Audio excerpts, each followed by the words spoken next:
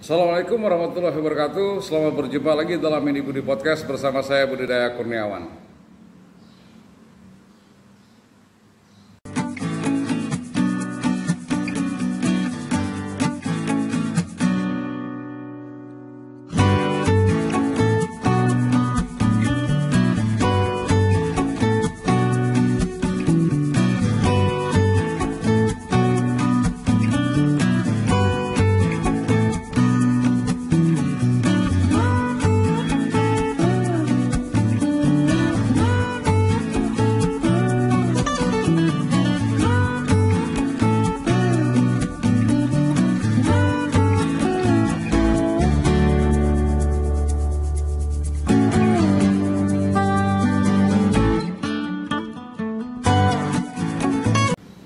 Kali ini kita akan berbicara sedikit tentang sisi lain dari kota Banjarmasin. Bagi banyak orang mungkin Banjarmasin dianggap sebagai sebuah kota dengan gemerlap. Tapi di sisi lain, sesungguhnya ada kehidupan yang berjalan berbeda dari persepsi dan dugaan orang tentang kota Banjarmasin. Bagaimana ceritanya? Ini dia. Selamat datang di kota Banjarmasin. Kota dengan ikon bekantan yang berdiri megah di tepian Sungai Martapura ini menyimpan banyak cerita. Tidak hanya tentang kepadatan kota, kampung-kampung yang dipenuhi orang-orang, bangunan dan bangunan-bangunan besar lainnya. Juga kota yang dipenuhi rumah-rumah ibadah dari yang besar seperti Sabilal Muhtadin hingga yang kecil-kecil di dalam gang-gang di seluruh penjuru kota. Banjarmasin sebagai kota tua menyimpan banyak cerita. Sungai-sungai yang membelah kota, jembatan-jembatan yang menghubungkan satu daratan dengan daratan yang lain, pulau-pulau kecil yang terbentuk dari delta-delta air yang mengeluh. Di sebuah pulau di pinggiran kota Banjarmasin terentang sebuah cerita tentang para pengrajin perahu terakhir yang hingga kini masih berjuang mempertahankan keberadaannya di kota Banjarmasin. Kawasan ini dikenal sebagai Pulau Swangi, Kecamatan Alalak Brangas, Barito Kuala.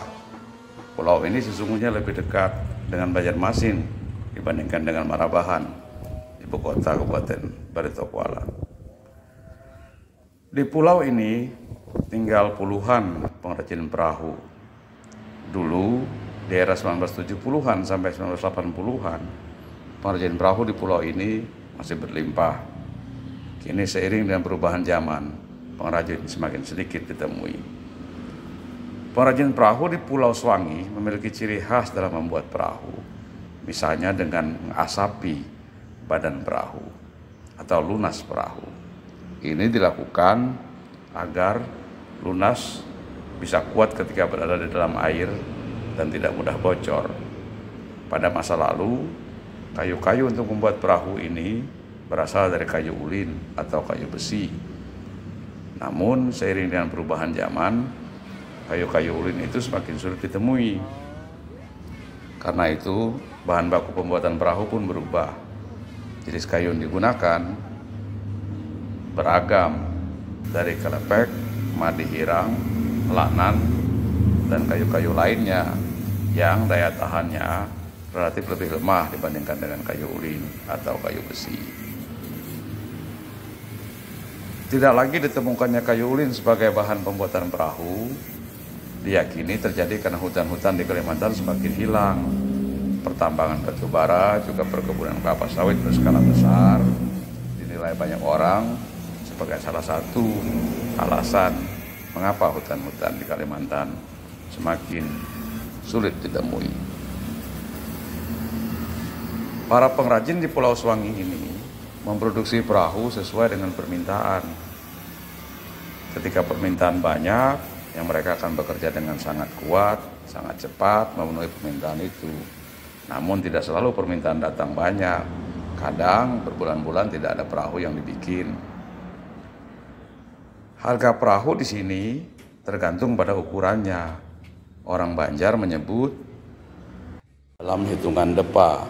Satu depa kurang lebih sesuai dengan rentangan tangan. Ukuran perahu beragam, dari 4 depa hingga 5,5 depa. Pembuatannya bisa berlangsung berbulan-bulan. Harganya berkisar antara 3,5 juta hingga 8 juta, tergantung jenis kayu dan lama pengerjaan. Di pulau ini tinggal sekitar 200 kepala keluarga. Pulau ini sesungguhnya relatif kecil ukurannya, sekitar 5 km persegi.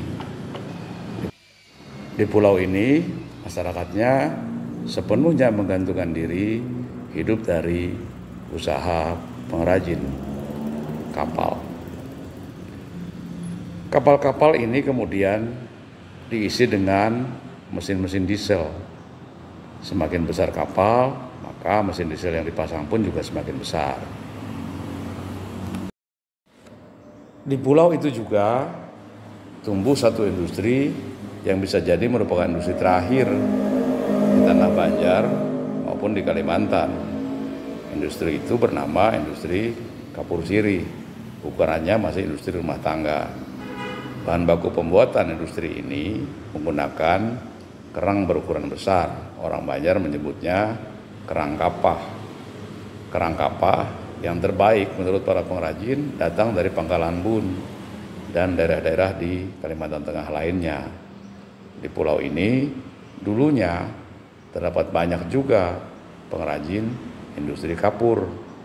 Sayangnya zaman berganti menelan para industri itu dan kini hanya tinggal beberapa orang saja. Dulu puluhan keluarga memproduksi kapur sirih ini, kini hanya tinggal 4 keluarga yang produksinya. Pengolahan kapur sirih ini relatif unik dan memerlukan waktu yang panjang. Kapur tidak bisa langsung menjadi kapur seperti yang kawan-kawan lihat, tapi dia melalui proses yang panjang. Cangkang-cangkang misalnya dibersihkan, terus dijemur berhari-hari, kemudian dibakar dengan menggunakan kayu tertentu, kemudian dimasukkan ke dalam blek, orang Banjar menyebutnya, atau kaleng dalam bahasa Indonesia, kemudian diaduk selama berjam-jam. Kerang-kerang itu kemudian akan berubah warna menjadi putih. Perubahan warna itu menyebabkan kualitasnya kelihatan. Namun, mengaduk kapur ini tidak mudah. Perlu kekuatan yang luar biasa karena berlangsung cukup lama hingga kemudian kapur layak untuk dijual.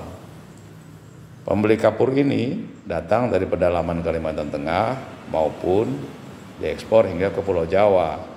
Harganya beragam. Satu blek berisi 20 liter kapur dihargai dengan harga Rp65.000. Itu jika kita membeli langsung di lokasi pembuatan. Jika sampai ke tempat yang lain tentu harganya berbeda.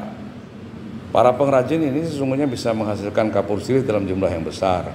Sayangnya bahan baku yang tersedia belum tentu mencukupi. Mereka misalnya pernah dipesani orang dari Pulau Jawa untuk memproduksi sebanyak 1000 blek kapur sirih. Sayangnya pesanan itu tidak bisa mereka penuhi. Mereka hanya bisa memenuhi pesanan sebanyak 500 blek per bulan.